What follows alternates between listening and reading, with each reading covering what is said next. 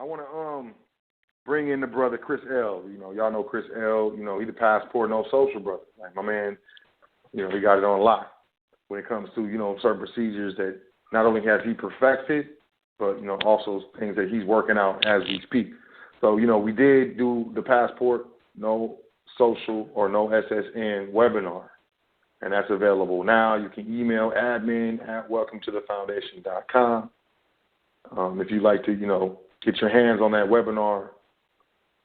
And, you know, I just wanted to bring the brother in real quick to holler at the people, you know what I mean, say what's up, and, you know, you can talk a little bit about the webinar and, you know, see how the brother's doing. You know, you can check in with the people, man. So, with Chris, you there, family?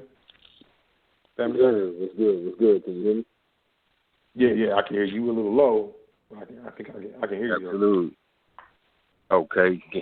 Yes, sir. You know, in the mix real quick. Can you hear me a little better? Yeah, that's way better. Absolutely. Thank you. Okay, cool. Absolutely. Yes, sir. Peace to the guys, man. How you doing, brother?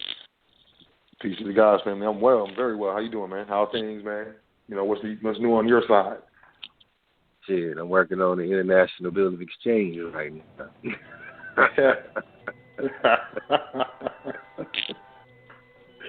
That's what's going on right now. Something else, man. He dropped it. The International Bill of Exchange, huh? That's what's up. Yeah. You know what I'm saying? You might have to do a webinar on that or something, huh? What you think? Next level. You know what I'm saying? This is not legal or tax and financial advice. Oh, yeah. No. Ain't no lawyers, ain't no legal advice, you know. You need legal advice. You need to consult a, you know, a competent attorney, a professional that can provide such. Absolutely. But, yeah, family, so what can the people, you know, we did the Passport No SSN webinar. You went through the whole thing. It's like 2 hours and 41 minutes or 42 minutes. And it's a lot of information, man. So, you know, what can the people expect when they get their hands on this webinar? And an enlightening view on what HJR 192 is really talking about, what you can do as a fungible commodity when you get your hands on Whoa, hold on, man, hold on. Because, I mean, I got you. You know I rock with you. But you got to explain that term, fungible commodity. Could you explain that to the people, please? Because you were just about to keep going. You know what I'm saying? You know, if you were just talking about a writ, correct? In the other current events. Right, yep. Writ, yep. Okay. Uh-huh. Okay, real estate investment trust. Well, with it, widely held investment funds trust. With it, human resource. The body is a fungible commodity. The tag to that body, that fungible commodity, that they would have as a fixed rate investment trust. With it, fungible commodity, chattel paper, agricultural lien. Woo. He just murdered it. Look, y'all pay attention to what this man's saying, man. I really respect this brother. You know, I've only brought, maybe I can count on one hand the guests I've had here on the foundation. And I'm telling you, like, this brother has really studied, and he just put y'all onto some game. But you know, brother, this is the foundation, this High Frequency Radio Network. Sure. So when I'm looking at, you know, fungible commodity, where can I find that? Where do I find it if I want to, verify that? Because, you know, we like to verify stuff and read it for ourselves. Yeah. I would say look into your publications. If I'm, you know, me, I'll be, you know, I'll read it, notate it somewhere, and, oh, man, I got to go find my notes on that. But I want to say, I know it's in a few of the IRS publications. I want to say off top, don't quote me on this, but 516, publication 516, I think. But it talks about the WIFI in there along with the writs. And it talks about widely held, fixed investment trusts. But when you look at how you relate to that, there is no real parallel connection to how you fit within it. You just have to know thyself, to know that human resource. And that resource is not you, the body, the soul and the body. That resource is talking about the charge on that particular bond paper that was issued by the corporation, the state of wherever you are, that has a contract with the several states of the Union called the United States of America. So when you gain hold of that title to that fungible commodity, then you can claim your right stake in that official capacity. So now that you operate off of a statute at large and you move by way of the act through the particular instrument and can issue the notes from your private status because you are 31 USC 5118, the national bank.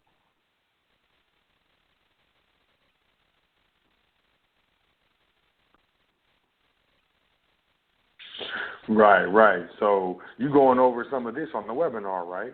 Because you actually go into this because this is part of and you go the brother goes into it heavy, man, and I just want to say he gets into more. It's more than just filling out the passport application a certain way, and then paying the fee for the passport and the expedited mailing and Federal Reserve notes, and then just waiting for them to send you your passport, no social. It's much more than that.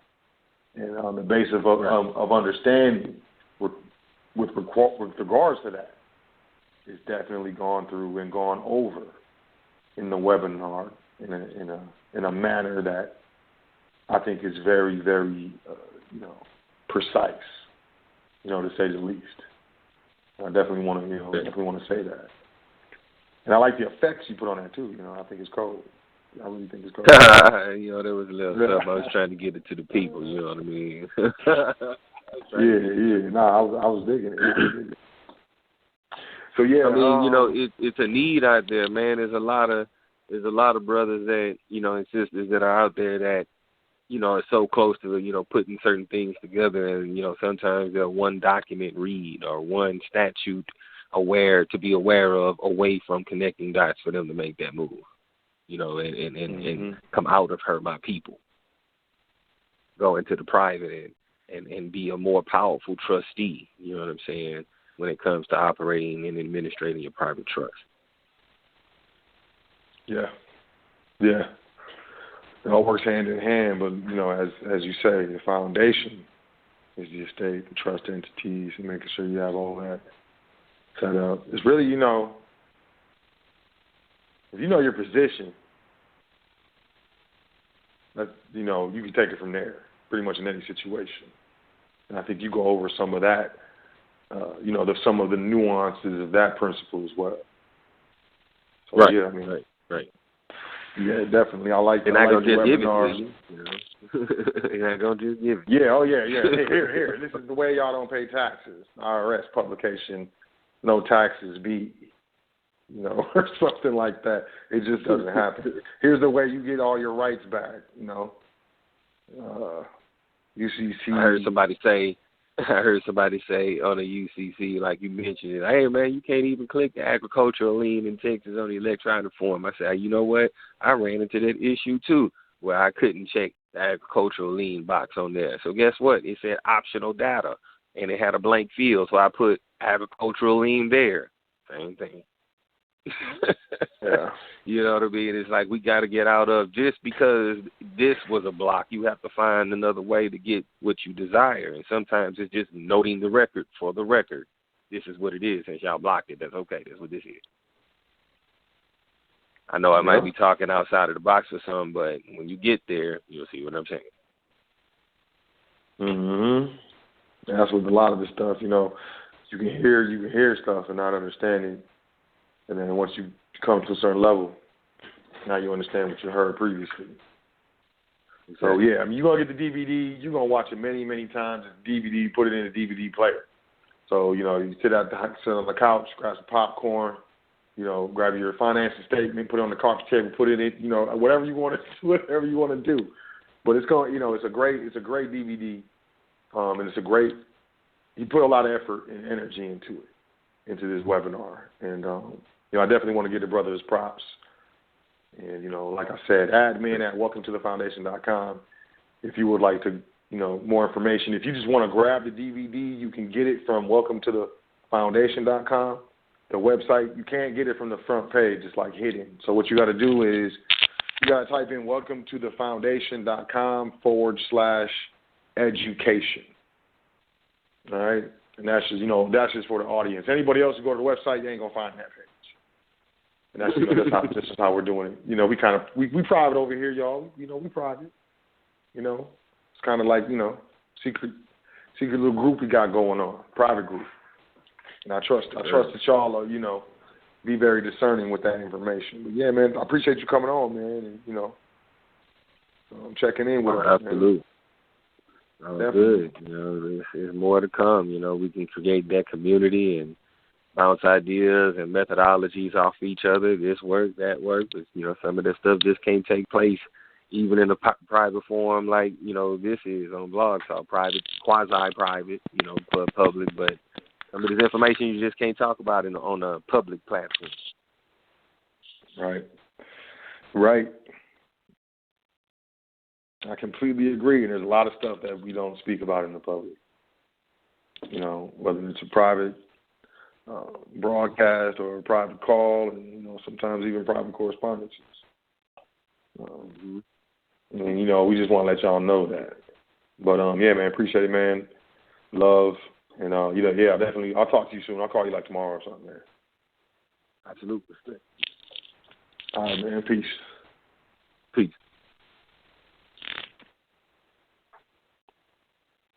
Yes. It's a good brother, y'all. It's a real good brother right there, and he just want to help. He ain't trying to be famous. He don't want no name.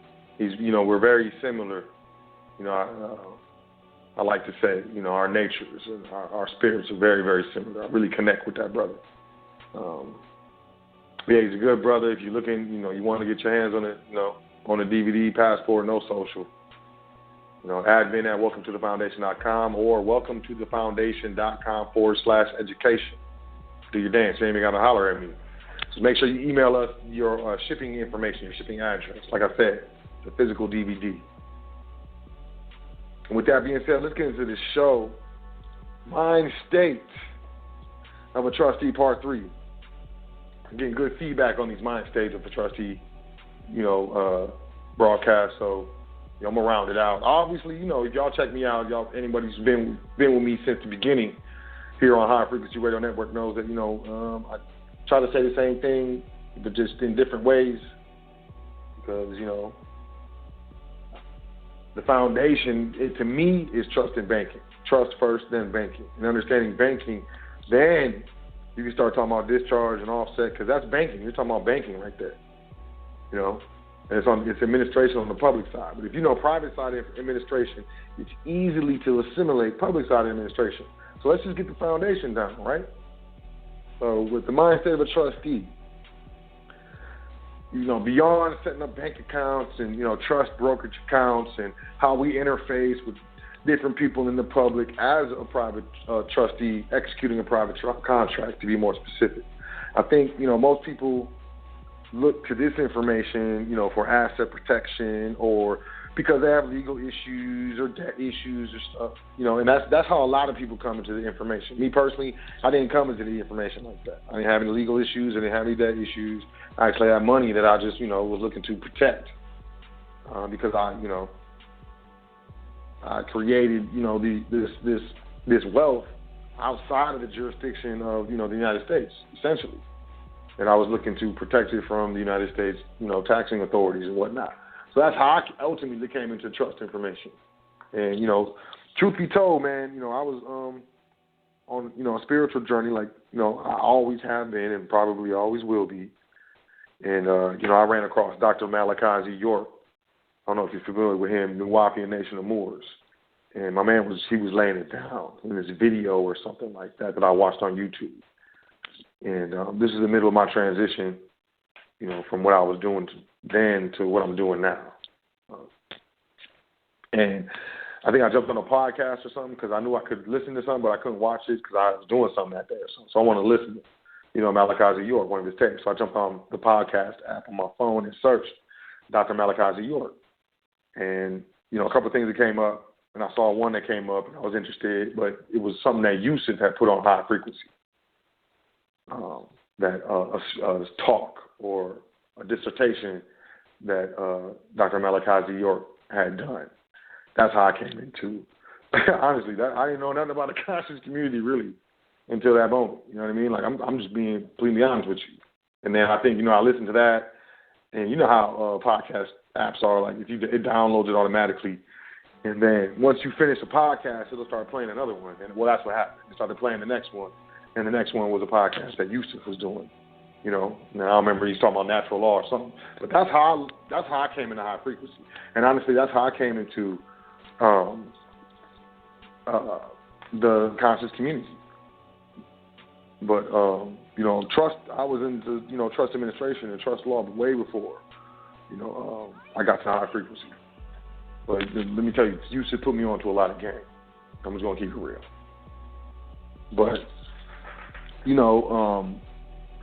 for me, an aspect of trust administration that is frequently overlooked is asset growth. The growing of assets, the growing of that estate. I think more protection or status or, being foreign, I think a lot of that stuff takes precedence over, the aspect of wealth growth when it comes to administering an estate or, a trust. Outside of investing in businesses or stock or bonds or equities or stuff like that, how do those in the private grow their estate?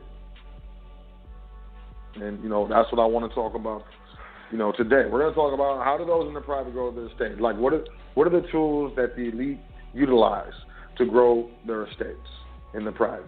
Now, if you look at this stuff, a lot of times we're talking about high net worth strategies. But you don't have to be high net worth to utilize these types of strategies. Well, most of them. It does help a lot. But, an estate, your private estate is something that's going to be in existence for multiple generations. So I think it's not only limiting, irresponsible, immature, selfish, but it's just bad trust administration to have in your mind that, if I can't grow the estate to a certain level in my lifetime, then I'm not even going to try or I'm not going to try hard or whatever it is. I think that's ridiculous, and those who think like that should be ashamed of yourself. You should feel genuine, true shame within the essence of your being. So, it's not about being the big boss. It's not about, being the boss, lady or the boss man when it comes to the growth of an estate. What it's about is being strategic and precise and consistent and dedicated to a long-term goal, which is the overall growth of an estate. So one of the things, like, so my mentor, he always talked about certain SEC rules. So, the main thing that discerns those who have and those who do not have in this country is due to knowledge. Period. Now, whether you're talking about private knowledge with trust administration or so on and so forth, informed family stuff, or we're talking about, public knowledge as far as like high net worth individual knowledge, like you need to make a certain amount of money in order to get this type of knowledge.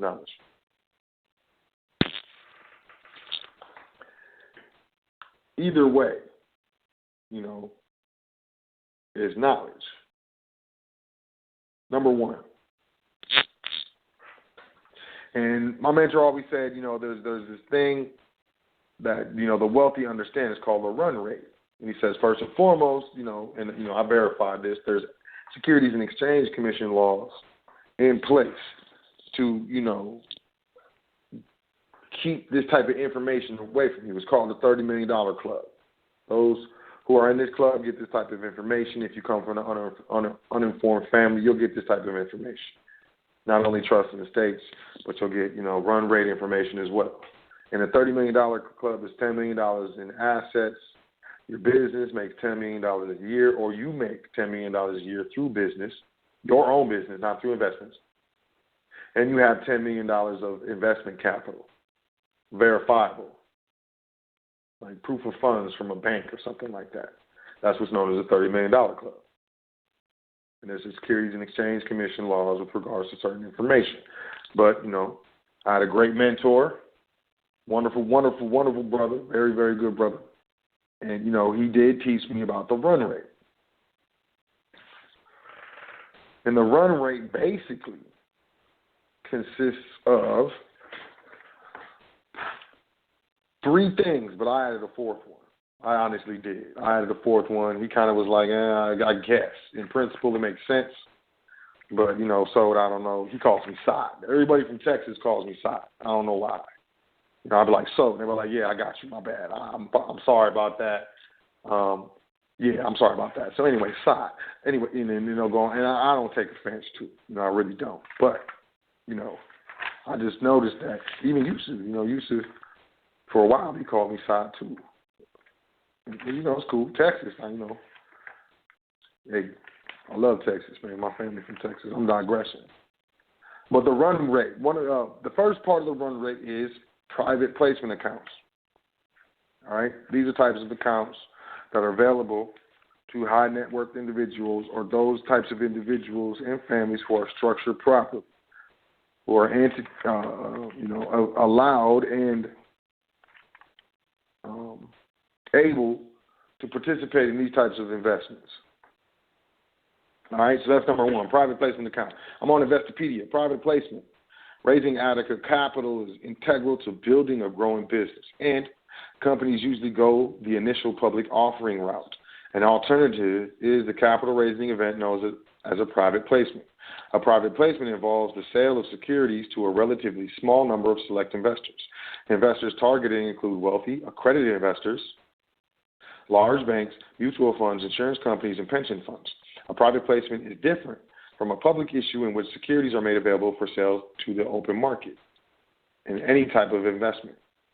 A private placement has minimal regulatory requirements and standards that it must abide by. While it is a capital raising event involving the sale of securities, it does not have to be registered with the United States Securities and Exchange Commission. The offering is usually aimed at small pooled entities and wealthy individuals, accredited investors. The investment does not require a prospectus, and in many cases, detailed financial information is not disclosed. Private placement is a capital raising event involving the sales of securities to a relatively small number of select investors. A private placement offering does not have to be registered with the SEC. Private placement is far less expensive and faster than other means of raising capital. And investors in private placement offerings often expect higher returns for taking greater risks.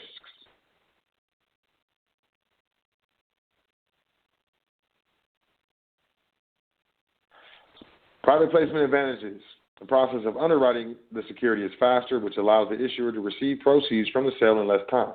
If an issuer is selling a bond, it can also avoid the time and expense to get a credit rating from a bond agency. A private placement issuer can sell a more complex security to accredited investors who understand the potential risks and rewards, and the firm can remain a privately owned company, which avoids the need to file annual disclosures with the SEC.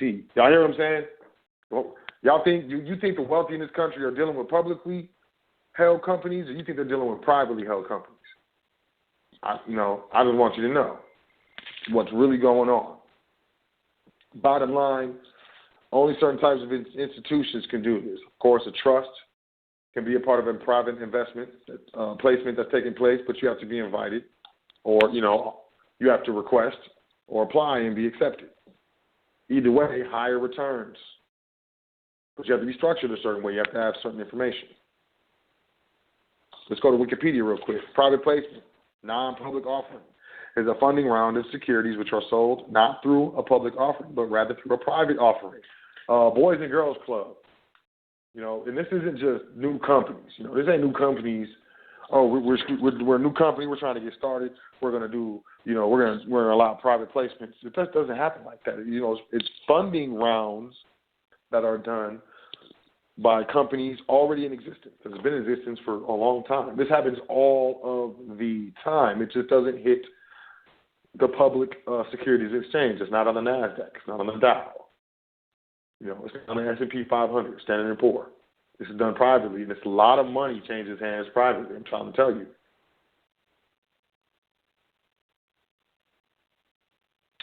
Although these placements are subject to the Securities Act of 1933, the securities offers do not have to be registered with the Securities and Exchange Commission. Now, when they tell you who the richest people in the world are, they're looking at SEC registration filings and stuff, looking at stocks, looking at a whole individual's portfolio and stuff. Man, the richest, really rich people, they're not registered with the SEC. I just want to let you know. Recently, Boys and Girls Club offered a private placement round. And, those in the know and knew how to apply were able to get involved in that. And it's a very high return. Bottom line, we're looking to privately grow our estate through high return investments that typically are not offered to the public. So private placement.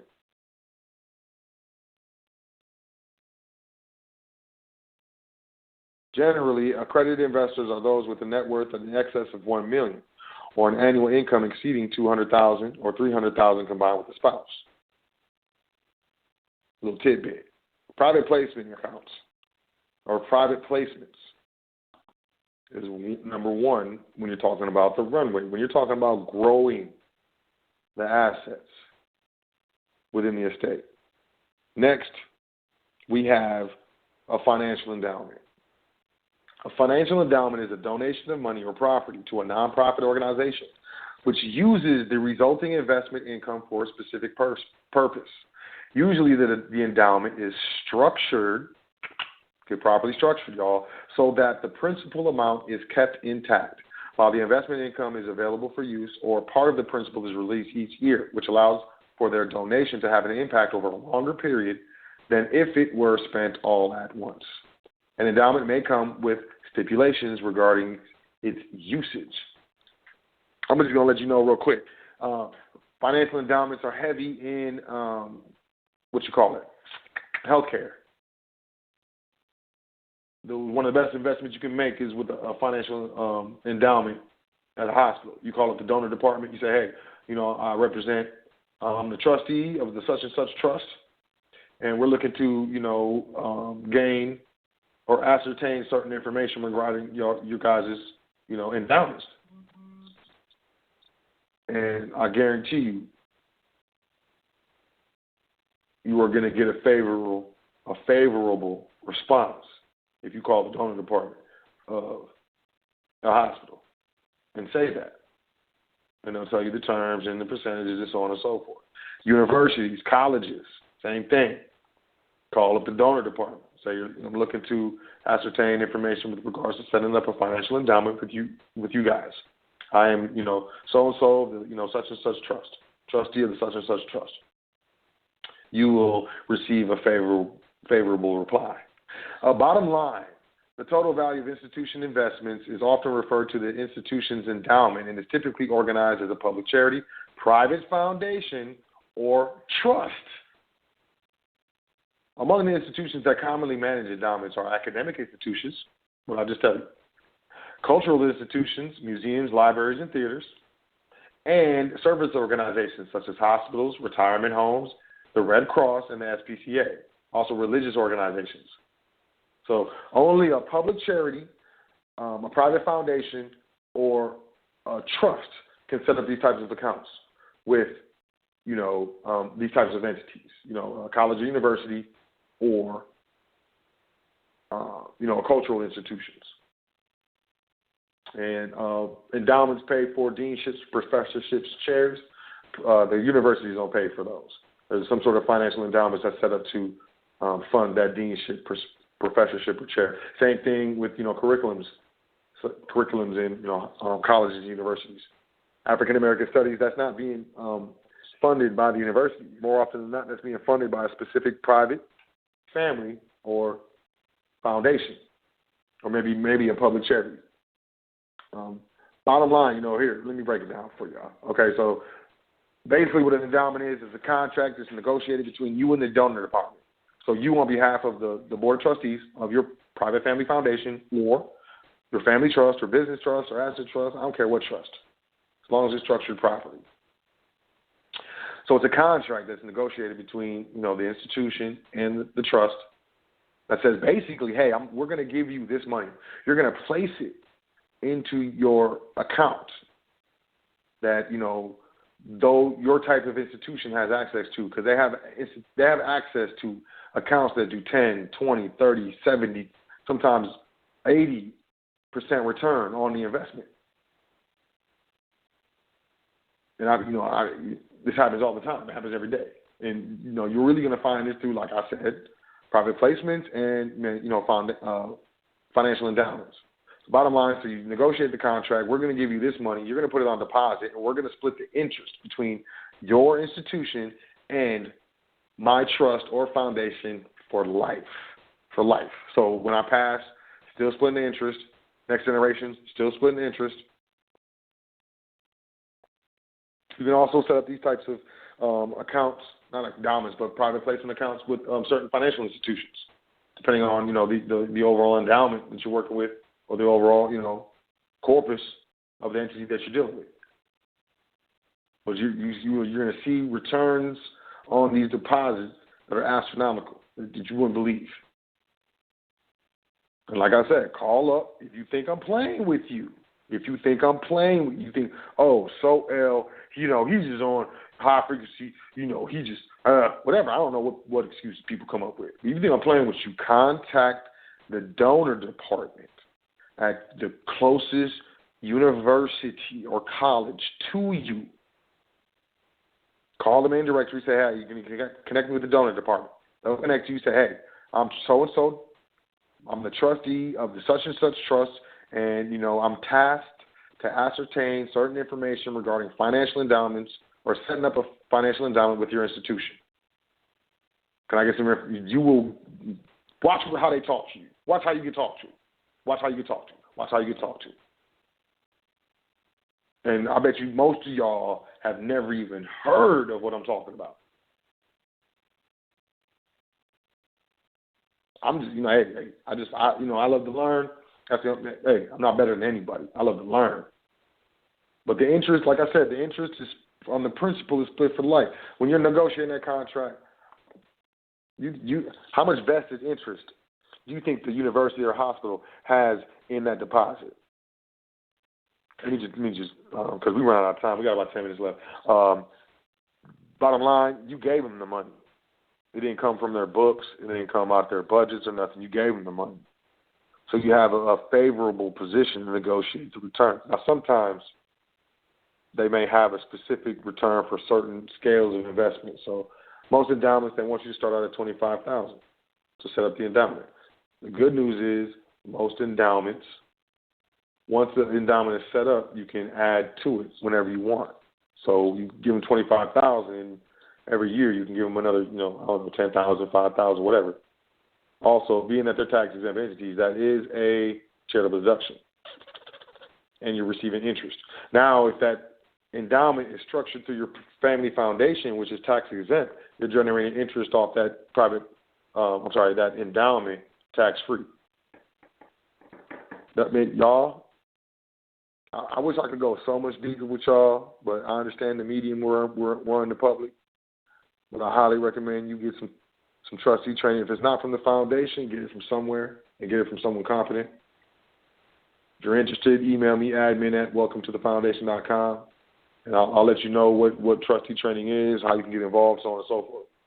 But this stuff is important, and I'll be surprised if this stuff isn't absolutely new to you.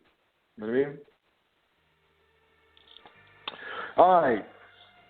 Next on the list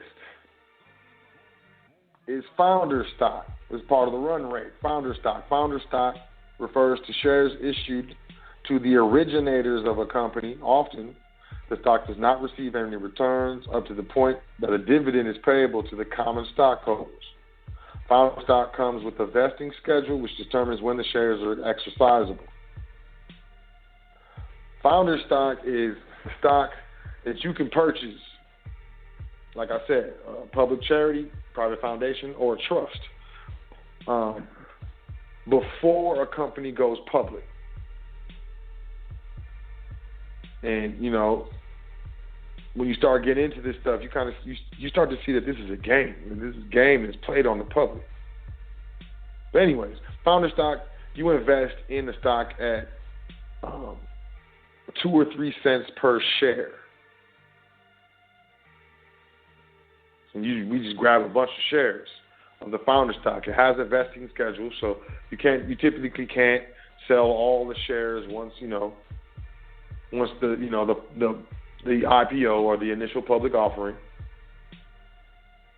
But it's usually a schedule. You can invest 50,000 or half your shares after 30 days or within 30 days of the IPO, and then 60 days you can do another 25% or something like that. It's usually a schedule. But who cares? Because we're investing in these shares at 2 to 3 pennies per share. Do we care how much the stock is worth? We just want it to go public. I don't care if it goes public at $2, $3, $6, $7 a share. Really doesn't matter because we made a killing. And if you're a proper trustee and you know the vesting schedule and you know what you're doing, you're going to ensure that growth stays within the estate and it isn't lost due to market conditions or some scandals from the CEO of the company that just went public. Whatever, it doesn't matter if you know what you're doing, if you have certain information, if you have the proper mind state of a trustee. So that's the run rate, and that's how my mentor would describe the run rate. I'm going to add to the run rate. This is the foundation addition to the run rate. Absolutely necessary. Life insurance. Specifically whole life insurance, due to the fact and the nature that not only can it be expense to the trust or the foundation due to the nature and key nature of the trustees, so you can insure the trustees. You can insure beneficiaries, especially if they are on schedule to be successor trustees. But these are called key man insurance, which falls under an expense to the trust. So not only is it an expense to the trust, but also the cash value within the policy is available for withdrawal via a loan at very, very low interest rates. Very low interest rates. And this is what we do is, we get life insurance policy, a policy at the very least, or multiple policies, 2 or 3, maybe all on the one same trustee, maybe, 3 spread across, whatever you want to do. And, we start through the trust because the trust is the owner and the beneficiary, paying the premiums on those policies. As we pay the premiums, every time we pay a premium, there's a certain amount of that premium that is now available as cash value to borrow against. This is how we make large purchases without using banks. A beneficiary needs a car, the trust needs a vehicle, you need a large down payment for one of the beneficiaries' properties that they want to get into, but it's going to be held in the trust, so on and so forth. You just draw a loan against the cash value. Purchase the vehicle outright, so there's no actual mortgage on the property of the vehicle.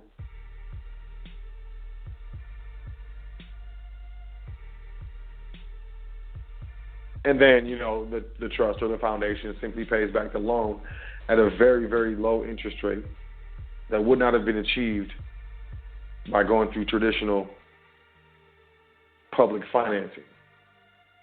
It's very big. Financing through life insurance, private banking through life insurance policies, whole life insurance policies, or individual universal life policies. I got a guy He'll plug you. Don't try to do it on your own. I get no commissions because I don't have a license. I don't have any interest in getting a license to sell insurance. So don't, it's not like, I have any vested interest in you getting a life insurance policy. But I highly recommend it. And I got a guy, if you want to, holler at the guy, just email me, admin@welcometothefoundation.com, and say, yo, the insurance guy. And I'll just email you his information. You ain't got to say nothing else. And you can talk to him. He'll break it down. He'll tell you exactly. And he's familiar with trust structures, private trust structures. He's very familiar with it. So if that's what you're looking to do, that's how you're looking to set it up, which I highly recommend, then that's what I recommend. Now, premiums add up over time, and the cash value compounds at a certain amount of interest. And it still compounds at the same interest no matter if you borrow against it. So if you've got $25,000 cash value and you borrow $24,000 out, it's still compounding at $25,000. The whole entire thing, no matter if you borrow against it or not. The principle itself doesn't change. It's still compounding within the policy itself. So that way you're capturing interest within your family, within your insurance policy, that you would otherwise be paying to a bank by using their financing products. It gets deeper than that. You want to jump into trustee training? I will go through all of this. It's all included, everything. Admin@welcometothefoundation.com. I highly recommend it. You got to get structured properly. Once you're structured properly, you understand trust administration, you understand banking. You ain't got to be a genius. You don't have to be a savant. You don't have to be an expert. You just got to have a nice understanding of these things. You can start taking advantage of things that we didn't even know about because we're structured in a way that we didn't understand before. And that's important. Real quick, we got about 90 seconds left on the broadcast. If you're online, you want to call in 424-222-5250. Otherwise, you will be cut off. So if you're listening online, or I don't know how else you're checking this out, you want to catch the remaining part of the broadcast, we will be streaming. Once again, 424-222-5250 is the call-in number. 60 seconds. I can hear it in my ear. So yeah, with that being said, I think that's pretty much what I wanted to chop it up about with regards to, the mindset of a trustee, part 3. On some intermediate to advanced type information. Of course, obviously, in order to take advantage of anything I pretty much talked about, you have to be structured properly. I highly recommend you're structured in a private entity, so therefore it does not owe its existence to legislation or act of government, so therefore it is not governed by legislation or an act of government. Types of trust we deal with upon the execution of the contract, they become a federal entity and not under any of the laws of the several legislatures. I just quoted a line from a Supreme Court case. I don't remember the case, but I remember that line. It really stuck out to me. I've been reading a lot of cases lately, y'all. I've been reading a lot of cases lately, y'all, and I can't tell you enough to go down to your law library and pull cases and read them. And I'm not just talking about anything. It has to be relevant. Whether you're studying, nationality, whether you're studying trust and banking, or the validity of a contract trust entity when you're interfacing with the public, no matter what it is, there's decises. There's case law that exists. We all understand the difference between, the different branches of government, separation of powers. Supreme Court cases, Article 3.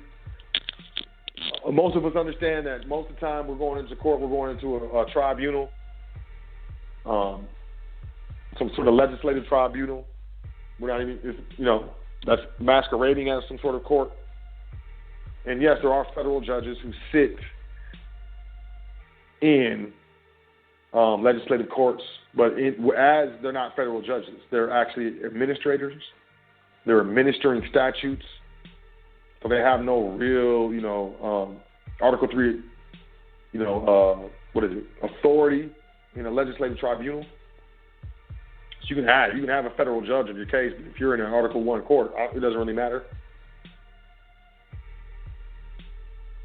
Understanding the jurisdiction, understanding, the jurisdiction with the entity that you're administering.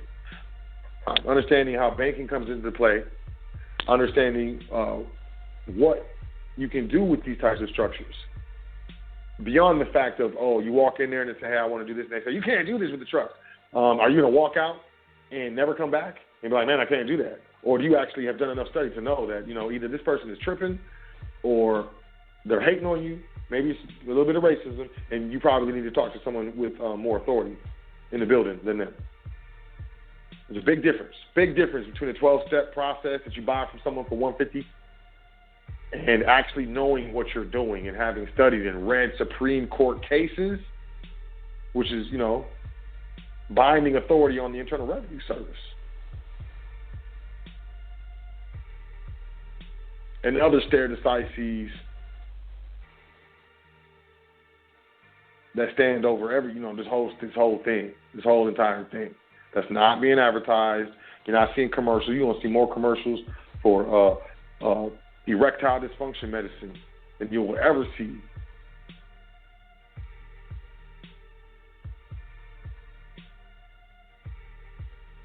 With regards to, properly interfacing with the United States, properly doing business, and doing it with a private entity. But, that's what I'm here for, y'all. Maybe some of this stuff was over your head. Maybe the whole entire thing was over your head. It doesn't matter. Download it, save it. I stepped on some toes with this show. There's people that go to, seminars and pay $500, $600, $700, $800 just to hear some of the stuff that I said. And that's even before you start even talking about getting structured properly. And it's out of love, it's out of respect. And, this show is definitely my charity. I've had a pretty good life. I've been very successful. A lot of ways I've been lucky. I've been able to do a lot of things that other people haven't been able to do. And I'm very appreciative of not only what I've been able to do, but, the life that I am able to live and, the things that I have and the people that are in my life and so on and so forth. So, this is part of the way that I'm giving back, all right? This is my charity. The foundation is definitely my charity. And this is for my people.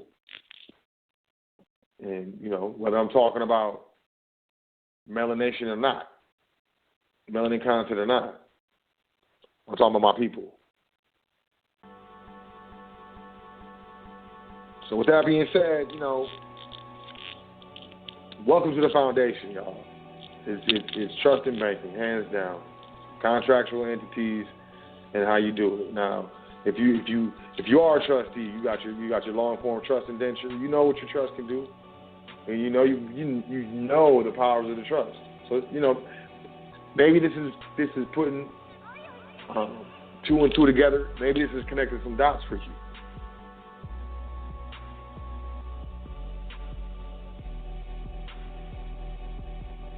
As far as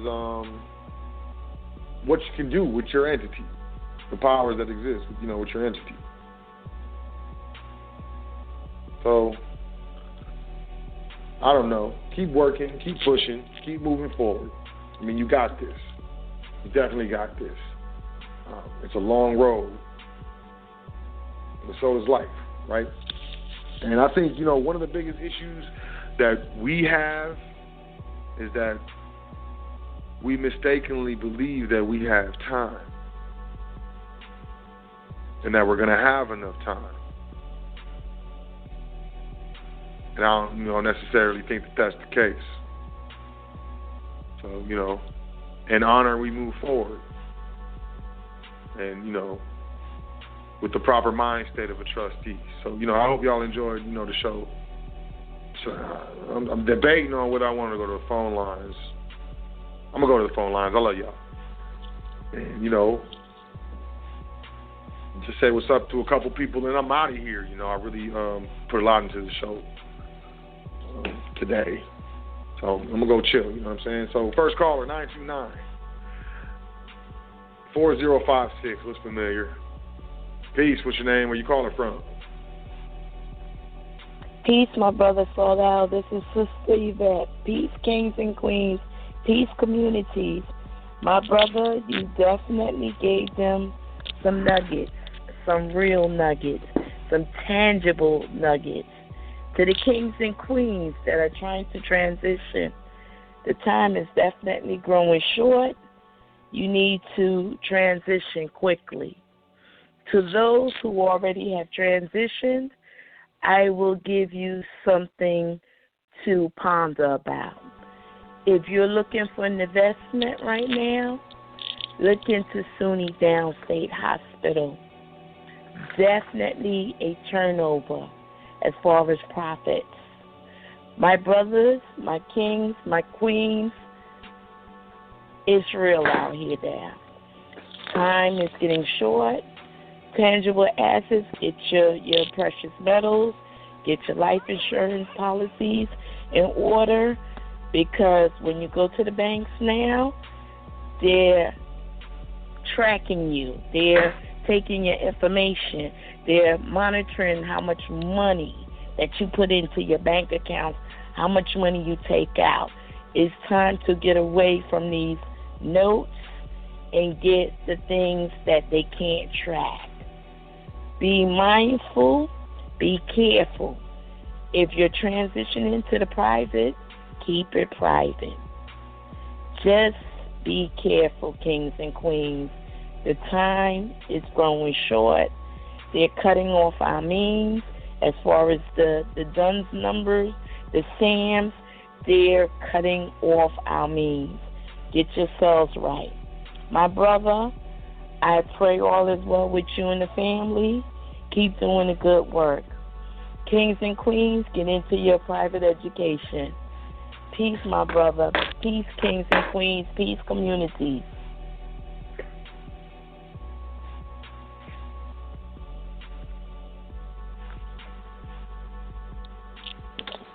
Peace, sister. Appreciate that. As always, I'm having issues. This blog talk. I appreciate y'all hanging through. With all these technical difficulties I had this evening, I made it work. I did the best I could, and I'm not a quitter. I'm just playing.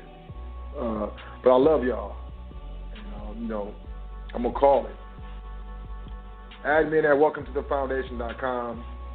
You want an email because you need a consultation. You want trustee training. You want to start your own business. You want to get your hands on that Passport No SSN webinar with Chris L. Email me. Admin at welcometothefoundation.com. Or for the webinar itself, exclusive, welcometothefoundation.com/education. You don't have to do anything else. You can get your hands on it. Make a plan. Stick to the plan, but always understand that most plans are modified, and a true, I want to say entrepreneur, but really a true grinder, to say that, a true hard worker is going to have to understand that even if I made a plan, I'm going to have to change the plan sometimes because certain circumstances change, and I change, and what I know changes. If the plan is not working, change it. But ultimately,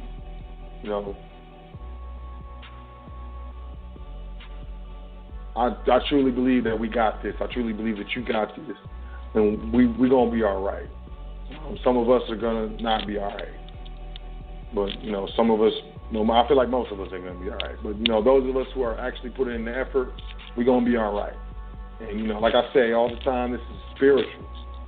Spiritual more than physical. So get your mind right, but you get your spirit right, too.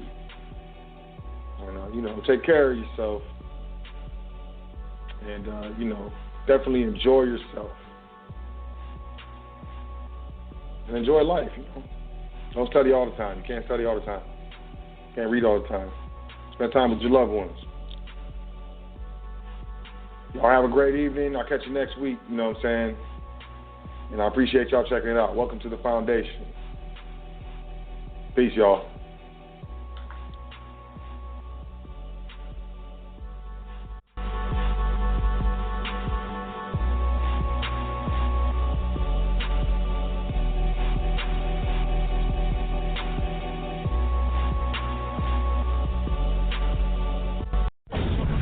All the way live. High Frequency Radio.